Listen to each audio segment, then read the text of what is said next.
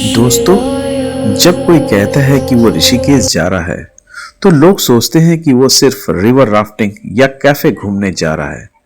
लेकिन सच बताऊं, ऋषिकेश सिर्फ एक शहर नहीं, यह एक एहसास है। जब आप यहाँ आने का मन बनाते हैं, तो असल में माँ गंगा आपको अपने पास बुला रही होती है। क्या आप जानते हैं इस जगह का नाम ऋषिकेश क्यों पड़ा? इसके पीछे एक बहुत बड़ी कहानी है। त्रेता युग में जब भगवान राम ने रावण का वध किया था, तो उन पर ब्रह्म हत्या का दोष लगा था। उस पाप से मुक्ति पाने के लिए भगवान राम, लक्ष्मण जी और भरत जी ने इस भूमि पर घोर तपस्या की थी। जिस जगह लक्ष्मण जी ने जूट की रस्सियों से गंगा को पार किया था, आज वही लक्ष्मण झूला है। ऋषिकेश का मतलब है ऋषिकेश, यानी इंद्रियों को वश में करने वाला। ऋषिकेश के इन 6 दिनों की यात्रा में मैं और मेरी धर्मपत्नी गीतरा आश्रम में ठहरे थे। अब जरा इस नज़ारे को देखिए। हमारे कैमरे के सामने बह रही साक्षात माँ गंगा और ठीक सामने जो आप विशाल पहाड़ देख रहे हैं, इसे मणिकूट पर्वत कहते हैं। इस पर्वत का अपना ही एक इतिहास है। माना जाता है कि नीलकंठ महादेव की यात्रा के दौरान इस पर्वत का विशेष महत्व है और यह इस पूरे क्षेत्र की एक पहरी की तरह रक्षा करता है। नदी की ये लहरें और सामने ये पहाड़, ऐसा लगता है मानो प्रकृति खुद हमसे बातें कर रही हो। किस्मत देखिए कि हमारी यह यात्रा सावन के पवित्र महीने में हुई है। चारों तरफ बस एक ही गूंज है, हर हर महादेव। यहाँ जो आप इतने सारे भोले यानी शिव भक्त को स्नान करते देख रहे हैं, ये सब देश के कोने कोने से यहाँ आए हैं। यहाँ ऋषिकेश की एक खास बात आपको बताता हूँ, जो शायद बहुत कम लोग जानते हैं। यहाँ से लोग गंगा जल लेकर नीलकंठ महादेव मंदिर जाते हैं। नीलकंठ वही जगह है जहाँ समुद्र मंथन के दौरान निकला विष भगवान शिव ने अपने कंठ में समा लिया था। सावन में यहाँ पैर रखने की जगह नहीं होती, लेकिन भक्तों का जोश देखने लायक होता है। दिन ढलने के बाद ऋषिकेश का जो रूप दिखता है, वो आपका दिल जीत लेगा। रात के समय मैं और मेरी वाइफ गीता आश्रम के ठीक सामने वाले घाट पर आकर बैठ गए। ऋषिकेश की यही खूबसूरती है। एक तरफ कुछ लोग गिटार लेकर बाबा भोलेनाथ का भजन गा रहे हैं, दूसरी तरफ रात के अंधेरे में माँ गंगा अपने पूरे वेग में और अपने रौद्र रूप में बह रही थी। दिन में जो गंगा शांत लगती है, रात को उनका यह तेज रूप देखकर रोंगटे खड़े हो जाते हैं। यह शो डराता नहीं, बल्कि मन को शांत कर देता है।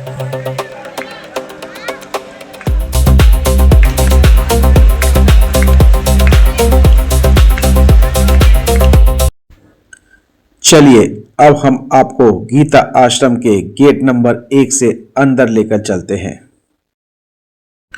यहाँ सुंदर सुंदर पार्क हैं, बैठने की जगह बहुत सुंदर है और बहुत ही शांत मंदिर बने हुए हैं। पुराने जमाने में ऋषियों ने इस जगह को साधना के लिए चुना था और आज यहाँ आकर वो तपस्या वाली वाइब्स फील होती है। गेट से बाहर होते हुए अब हम जा रहे हैं घाट पर। आप देखिए इसका सुंदर घाट।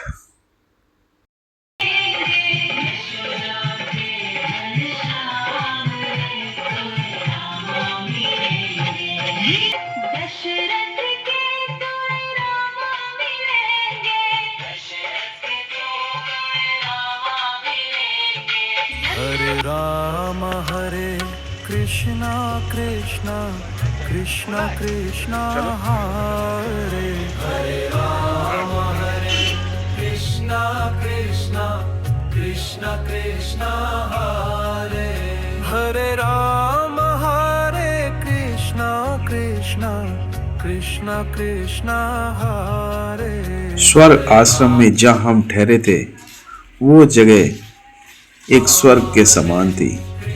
यहाँ पर हर पेड़ पर राम लिखा था। अनायास ही हर पेड़ को पढ़ते समय हमें राम मिलता है।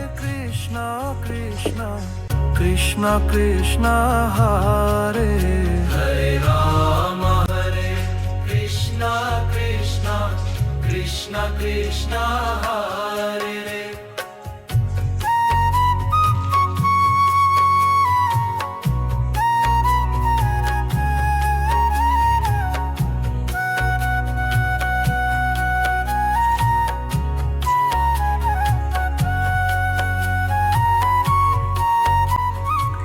इस आश्रम के हर कमरे के ऊपर श्रीमद् भागवत गीता के दिव्य श्लोक लिखे हैं। यानी आप जितनी बार अपने कमरे से बाहर निकलेंगे या अंदर जाएंगे, आपकी नजर भगवान कृष्ण के अनमोल वचनों पर पड़ेगी। यह जगह आपको सिर्फ रहना नहीं सिखाती, बल्कि जीवन जीने का सही रास्ता भी दिखाती है। चलिए अब हम आपको रूम टूर कराते हैं जहाँ पर हम रह रहे थे। ये एंटर कर रहे हैं हम। ये सबसे पहले आपको दिखाई देगा, ये एक छोटा सा रूम है साइड में, और ये बेडरूम जहाँ पर हम रहे थे। बेडरूम बहुत बड़ा साइज का है। आगे चलते हैं, आगे हम जा रहे हैं। ये हमें दिखाई दे रही है किचन। ये साथ में हमें किचन में लिया, देखिए छोटा मोटा सामान है। ये एक छोटा सा चूल्हा भी है, और यहाँ से खिड़की से हम जाते हैं तो गंगा का हमें व्यू दिखाई देता है। सामने गंगा है।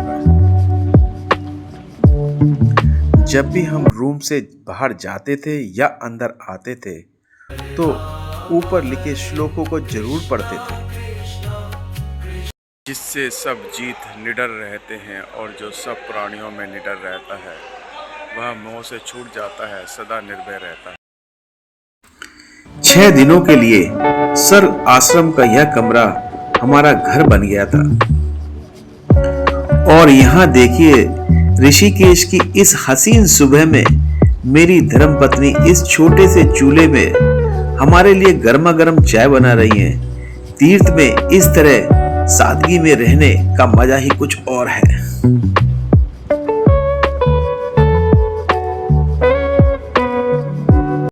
गीता भवन के इस कमरे में रहकर तुम्हें कैसा लग रहा है? गीता भवन के इस कमरे में रहकर मुझे बहुत ही अच्छा और आनंद आ रहा है। यहाँ पर किचन भी है, हम छोटे मोटे काम कर लेते हैं उसमें। हम अपने घर से चूल्हा लेकर आए, उसमें चाय बना लेते हैं सुबह शाम। बहुत ही आनंद आ रहा है। दोस्तों, अब वीडियो का यह हिस्सा हमारे पूरे 6 दिन के सफर का सबसे खूबसूरत, सबसे जादुई याद है। हम दोनों चलते चलते प्रसिद्ध राम झूला के पास एक शांत कोने में आकर बैठ गए। हमने इस खूबसूरत याद को हमेशा के लिए सजोने के लिए एक प्यारी सी सेल्फी भी ली, जो आप स्क्रीन पर देख रहे हैं। ठीक सामने जो आप ये आसमान छूता हुआ विशाल पहाड़ देख रहे हैं, इसे मणिकूट पर्वत, जिसे स्थानीय भाषा में मणिपुर पर्वत भी कहा जाता है। लेकिन क्या आप जानते हैं, इस मणिकूट पर्वत और इसके पीछे छुपी भगवान शिव की एक ऐसी कहानी जो शायद किसी ने आपको आज तक नहीं बताई होगी। इसका सीधा संबंध देवों के देव महादेव की शादी और उनके ससुर राजा दक्ष प्रजापति से जुड़ा है। पौराणिक कथाओं के अनुसार जब भगवान शिव का विवाह राजा दक्ष की पुत्री माता सती से तय हुआ था, तो शिवजी ने अपनी अनोखी बारात लेकर कनकल के हरिद्वार से निकले थे। और महादेव की बारात कोई मामूली बारात तो नहीं थी। उस बारात में देवी देवताओं के साथ साथ भूत, प्रेत, पिशाच, अघोरी और अजीब किस्म के जीव शामिल थे। जब यह बारात हरिद्वार के पास पहुंचने वाली थी, तो महादेव को विचार आया कि अगर उनकी इस भयानक और अजीबोगरीब भूतों की टोली को उनकी ससुराल वालों ने अचानक देख लिया, तो राजा दक्ष और वहां के सभी लोग डर के मारे भाग खड़े होंगे। इस वजह से भगवान शिव ने अपनी पूरी बारात को इस मणिकूट पर्वत की पहाड़ी पर रुकने का आदेश दिया। सभी देवताओं, भूतों और बारातियों ने इस पर्वत पर एक रात बिताई और विश्राम किया था। जहां पर शिवजी की भूतों वाली पलटन रुकी थी, ठीक उसी मणिकूट पर्वत पर आज भूतनाथ मंदिर बना हुआ है। जी हां, भूतनाथ यानी भूतों के स्वामी हमारे भोलेनाथ। राम झूला के ठीक पीछे पहाड़ी पर स्थित यह 11 मंजिला अद्भुत मंदिर इसी ऐतिहासिक घटना का गवाह है। सोचिए, हम जिस राम झूला पर बैठकर गंगा जी के इस तेज बहाव को निहार रहे हैं, उसी के ठीक सामने मौजूद पहाड़ों पर कभी साक्षात महादेव की अनोखी बारात रुकी थी। यहाँ बैठकर जब आप ठंडी हवाओं के बीच में माँ गंगा को देखते हैं और सामने मणिकूट पर्वत के दर्शन करते हैं, तो ऐसा लगता है मानो इतिहास खुद ब खुद जीवंत हो उठा हो। ऋषिकेश आने पर असली मज़ा यही है कि आप यहाँ के कैफ़े राफ्टिंग से परे इस दिव्य और जादुई इतिहास को महसूस करें।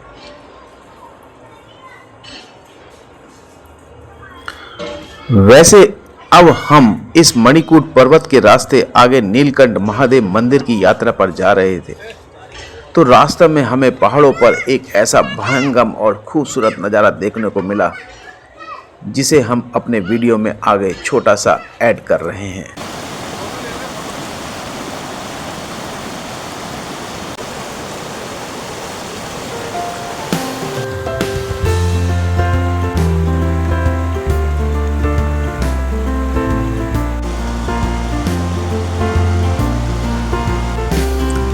छह दिनों की हमारी यह यात्रा सिर्फ घूमना फिरना नहीं था, बल्कि साक्षात शिव और शक्ति के इतिहास को अपनी आंखों से देखना और महसूस करना था।